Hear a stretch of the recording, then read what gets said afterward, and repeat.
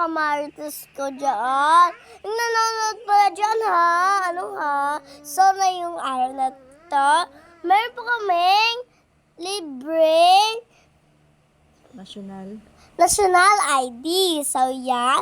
Si Bunso po, tapos ako, meron po free National ID. So, yan, nagpa-picture na po kami. At pag malaki po, hindi na picture at saka handsprint. Yan, ako na po yung sunod. So yan, nag-aantay po ako.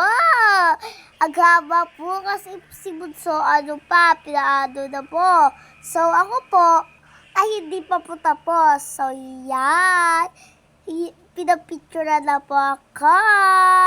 Dapat po, hindi po nakakiti. Dapat ganito lang po. Gayahin niyo ako. Tapos na!